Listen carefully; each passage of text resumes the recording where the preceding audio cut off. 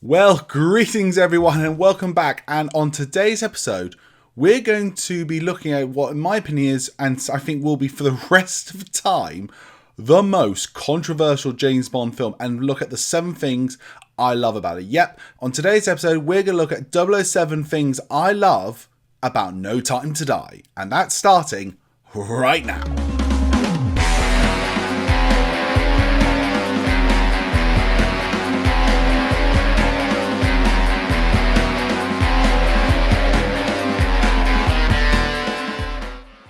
As I mentioned in the opening bit here of this video, I think No Time to Die forevermore will be the most controversial James Bond film ever, and I think it's fair to give it that title. There are people who really love this film, people who are very mixed about it, and people who just outright don't like this film. And you know what I say about that?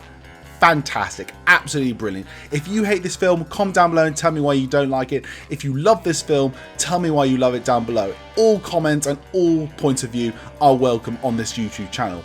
Now, I'm not going to say it's one of the greatest masterpieces of all time, but I do think it's a really great James Bond film. It's classical yet very modern. Yes, the ending is the most controversial thing with Bond dying at the end. I fully accept that, and if you're not a fan of that, you know what? Again, great. Comment down below. Tell me your thoughts and opinions about this.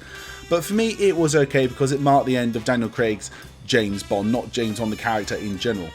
But for me, I've been thinking about doing this video for a while, and the truth of the matter is, there are some really great things in No Time to Die I really like. Specifically, 7 great things I really like about No Time to Die, and I wanted to share that with you all right in this video. So we're going to go into the 7 things that I love about No Time to Die. I'm going to list them all and explain my reasons why. If you disagree with them, again, please tell me down below. Love hearing your thoughts. Now, before we get into that video, can I ask if you haven't already, why not give us a like, comment, and subscribe? It really helps the channel as well. And if you want to listen to this audio only, you can listen to the Bond Geek podcast on Spotify, on Google, YouTube Music, or you got Amazon Music podcasts. The podcasts are all there for you to listen to, and audio versions only if you like listening to it driving in the car or at the gym or just walking about. It's all there for you.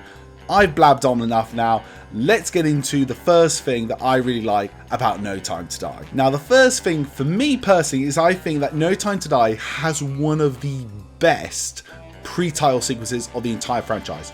We've had some amazing ones from The World's Not Enough, which is really amazing. You've had the Goldfinger one, Thunderbolts, you've had The Spy Who Loved Me, you've got Moonraker. There are tons of fantastic pre-title sequences, and there's plenty more I could have named. But I really think that No Time to Die title sequence was a stroke of genius.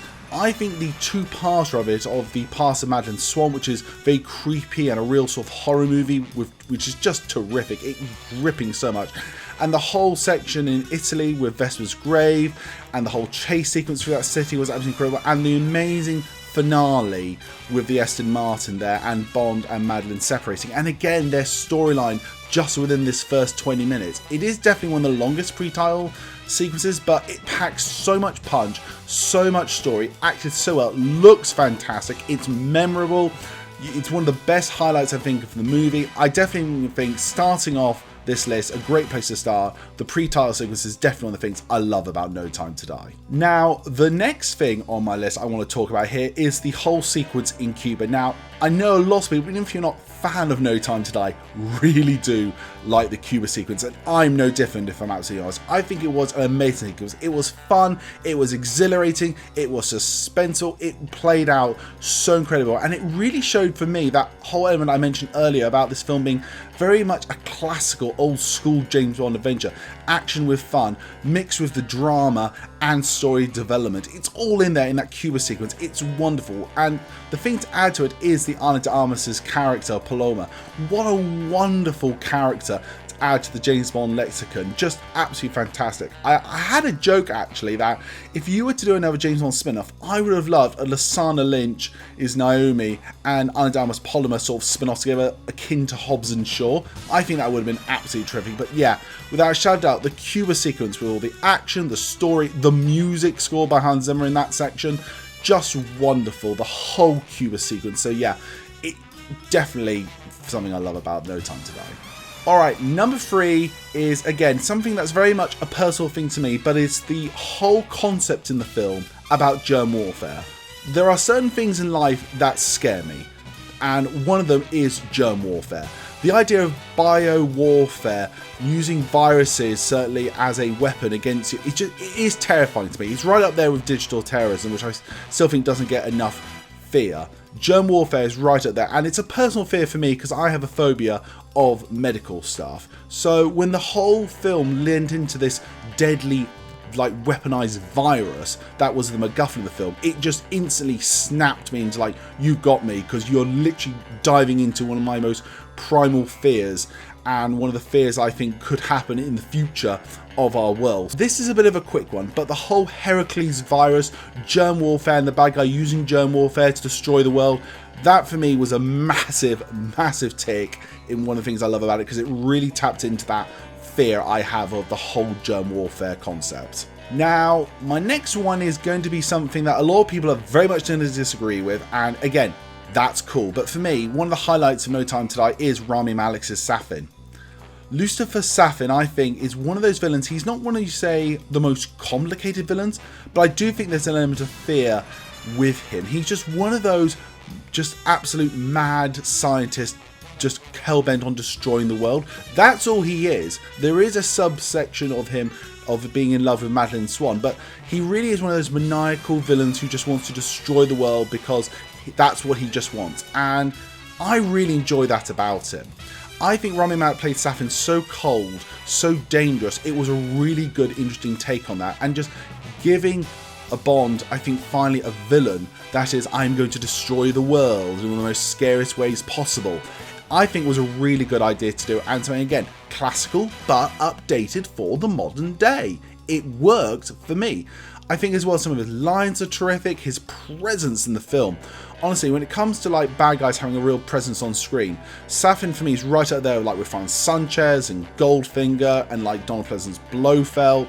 For me, yes, he is one of my favourite James Bond villains of all time. I'll admit that, 100%, that's just my opinion on it, but yeah, one of the things I do enjoy when watching No Time to Die is seeing Rami Malek's Safin. So if you follow me for a while, you know that I love the James Bond title sequences. So you can probably guess that the title sequence of No Time to Die was very much certainly high up in my echelon list. It was an amazing title sequence, it really was. It was colourful, it was dynamic, it paced well, it was soulful, it was so many great things, I have to say. And I must confess, before going to the film, I imagined that the film would have some sort of like black and white-esque sort of title sequence, but no, this was the complete opposite. It homaged the past of title sequences, gave it fresh paint, something new, something different. The whole bullet DNA thing was fantastic. The homage on Her Majesty's, just, you know, the no mask, and just how it all looked was terrific. This is, without a shadow of a doubt for me, one of the greatest title sequences ever, in my opinion. I really do stand by that. I absolutely love the No Time to Die title sequence, and I watch it again and again and again. Now, the sixth thing that I really liked in No Time to Die, and this is across the whole board with the movie, but certainly specifically with Naomi and Bond, is the banter in this movie. There is just, in my opinion, fantastic banter between those characters. Real old school Fleming-esque story writing banter. And again, I love it how Bond ups Naomi, Naomi sometimes ups Bond, and it is a back and forth between both of them trying to one-up each other until eventually it grows into that mutual respect that is wonderful. And again, Bond having banter with Safin, that whole sequence with Bond and Safin going verbally against each other, so Fleming-esque, so old school James Bond, wonderfully done, absolutely fantastic. I love the banter in No Time to Die with every single character, between Bond and Q, Bond and M, M and Q, just there is so much great banter here. So yeah, I'm going to give a big star here to the banter sequences in No Time to Die. Really, for me, worked very well. And now the last thing that I really love about No Time to Die is the Hans Zimmer score. Now, I know this one is a bit up in the air with some people loving it, some people hating it, some people really a fan of Hans Zimmer, some's not, but for me, it was terrific. This is definitely one of those soundtracks I can listen to outside of the movie and really enjoy it and get a sense of story and great pace. I love the music throughout the entire movie, and I just love what Hans Zimmer does with the Bond theme, his style he uses in the film in different places. It's just wonderful. I love the music here. I have to say, A lot of people love, certainly, John Barry, which I agree with. A lot of people like Thomas Newman, like me. But I think Hans Zimmer was just terrific doing a James Bond theme. Absolutely incredible. And I sincerely hope, he does more Bond themes in the future, based on what I heard from No Time to Die. Well, everyone, that is the end of my 7 things that I love about No Time to Die. I want to know, do you agree with my list? I bet a lot of you disagree with my list. I want to know. Comment down below, tell me your thoughts and feelings about this whole film and then my things that I love about it. But until next time, everyone, my name's Henry Stevens, and I'm the Bond Geek.